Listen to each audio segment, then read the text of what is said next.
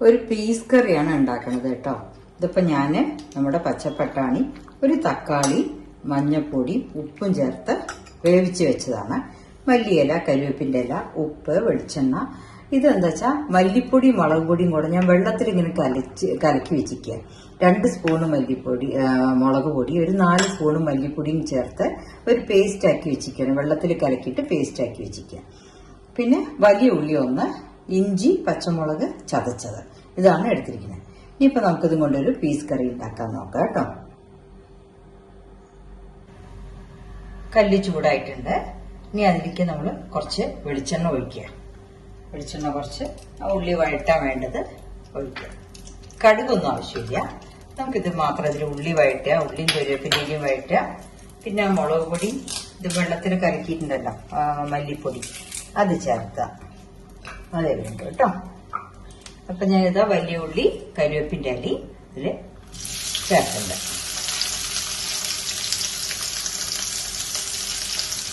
അതൊന്ന് ലേശൊന്ന് ചോക്കന് വഴറ്റി വന്നോട്ടെ. ഉപ്പ് ഞാൻ മറ്റേ പീസ് വേവിക്കുന്നതിൽ തന്നെ ഉപ്പ് ഇട്ടിട്ടുണ്ട്. കുറച്ചും കൂടെ ഉപ്പ് നമുക്ക് ഇതിലേക്ക് ഇടാം.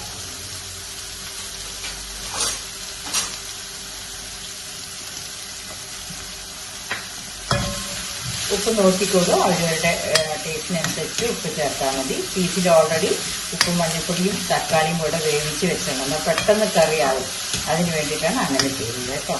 അല്ല, മസാലയൊക്കെ വെന്തിട്ട് തക്കാളി ഇടുകയാണെങ്കിൽ അങ്ങനെ ഇടാം. അതും ഓരോരുത്തരുടെ ഓപ്ഷൻ. പക്ഷെ ഇതേ എടുത്തിട്ടുള്ളൂ, വേറെ ഒന്നും എടുത്തിട്ടില്ല കേട്ടോ.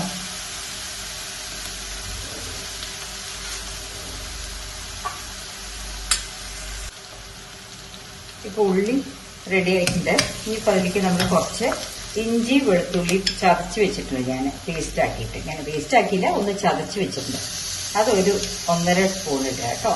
കുറച്ച് അതിൻ്റെ ഒരു വാസന ഒന്ന് മൂത്ത് കഴിഞ്ഞാൽ നമുക്ക് മല്ലിപ്പൊടിയും മുളക് പൊടിയും വെള്ളത്തിൽ ചാലിച്ച് വെച്ചിട്ടുണ്ട്. അതുകൊണ്ട് ആ ഘാട്ട് വരാതിരിക്കാനും കളർ മാറാതിരിക്കാനാണ് അങ്ങനെ. നമ്മൾ ഡയറക്റ്റ് എണ്ണയിൽ മല്ലിപ്പൊടി, മുളക് പൊടി ഇടുമ്പോൾ അതിന്റെ കളറ് മാറും. നമ്മൾ സാമ്പാറിനൊക്കെ ആണെങ്കിൽ അങ്ങനത്തെ ഓക്കെ. ഈ കറിക്ക് ചുവന്ന കളറൊന്നും വേണ്ട. കളറ് മാറാതിരിക്കാൻ കുറച്ച് വെള്ളത്തിൽ കലർത്തിയിട്ടാണ് ഇടുന്നത്.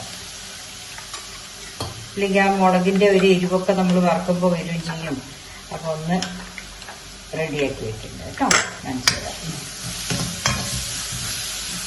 അതിപ്പോ വെളുത്തുള്ളിയൊക്കെ നമ്മൾ ചതച്ചതാണല്ലോ, ലേശം ഒന്ന് വാടിയാൽ മതി. ആ മണം വാസന റെഡി ആയിട്ട്. ഇനിയിപ്പോൾ ഇതാ മുളകും മല്ലിപ്പൊടി വെള്ളത്തിൽ കലക്കിയതാണ് ഇത് ഒഴിച്ചിരിക്കുന്നത്, പേസ്റ്റ് രൂപത്തിലാക്കിയിട്ട്. ഇതൊന്ന് ലേശം ഒന്ന് തിളച്ചാൽ മതി. എന്നുവെച്ചാൽ മുളകിന്റെ ആ പച്ചമണം, മല്ലിയുടെ പച്ചമണം പോകാനൊന്ന് തിളച്ചാൽ മതി. തിളച്ചാൽ നമ്മൾ വേവിച്ച് വെച്ച പീസ് ഉണ്ടല്ലോ, അപ്പൊ കണ്ടു കളർ നല്ല ചോന്നിട്ട് തന്നെ കിടക്കുന്നത്, ബ്രൗൺ കളർ ആവില്ല. മുളകൊന്ന് തിളച്ചാൽ വേവിച്ച് വെച്ച തക്കാളി പീസ് മഞ്ഞപ്പൊടി ഇട്ട് വെച്ചിട്ട് ഇതൊക്കെ തിളച്ച് കഴിഞ്ഞു. ഇത്രേ വേണ്ടു. ഇതിലേക്ക് നമ്മൾ ആ പീസ് വേവിച്ച് വെച്ചത് ഇടുന്നുണ്ട് കേട്ടോ. വെള്ളം നോക്കിക്കോളൂ. അവര് എരിവും ഉപ്പും അവരവര് നോക്കിയെടുത്താൽ മതി കേട്ടോ. ഞാൻ അത് കാശ്മീരി ചില്ലി പൊടിയാണ് ഇട്ടിരിക്കുന്നത്. വലിയ എരിവില്ല, എന്നാലും നമുക്ക് കഴിക്കാൻ പറ്റും. പിന്നെ പീസില് വെള്ളം നോക്കിയിടുക. അതൊന്ന് കുറച്ച് കഴിഞ്ഞാൽ നമ്മൾ ഉണ്ടാക്കി വെച്ച് കുറച്ച് കഴിഞ്ഞാൽ അത് കട്ടിയാകും. അത് പീസ് ഒന്ന് നന്നായി തിളച്ചാൽ മതി. കുറച്ചും കൂടെ വെള്ളം ഒഴിക്കണ്ടേ, എന്നുവെച്ചാൽ നമ്മൾ കറി ഗ്രേവി ആയിട്ട് കിട്ടണം കുറച്ച്. അതിന് വേണ്ടിയിട്ടാണ്. കുറച്ച് കഴിഞ്ഞാൽ അത് കട്ടി ആയിക്കോളൂ എടുത്തു വെച്ചാൽ. ഉപ്പ് നോക്കിക്കോളൂ, നന്നായിട്ട്. ഉപ്പ് കുറച്ചുകൂടെ ഉപ്പിന്റെ ആവശ്യമുണ്ട്.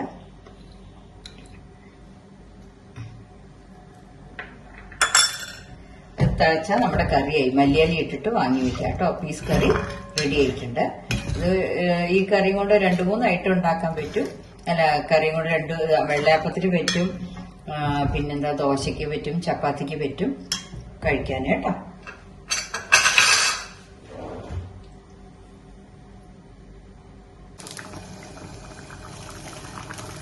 ഇപ്പം നമ്മുടെ പീസ് കറി റെഡി ആയിട്ടുണ്ട്. ഇനി അതിൽ ഞാൻ മല്ലിയില ഇട്ടിട്ട് അടച്ചു വയ്ക്കുക. കുറച്ച് കഴിഞ്ഞാൽ നമുക്ക് ഉപയോഗിക്കാം കേട്ടോ.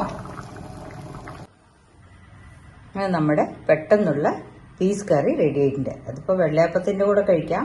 ഇനി വേറൊരു ടൈപ്പും കൂടെ ഞാൻ ഇതിൽ ആഡ് ചെയ്യാം കേട്ടോ. പിക്ചേഴ്സ് കാണിച്ചു തരാം.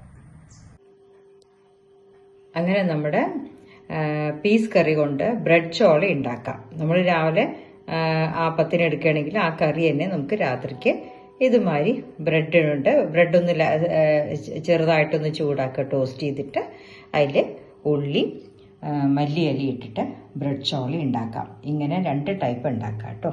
അതാണ് ഇത് കാണിക്കാനുള്ളതിൻ്റെ ഒരു കറിയും കൊണ്ട് നമുക്ക് 2 ഐറ്റം കഴിക്കാൻ പറ്റും.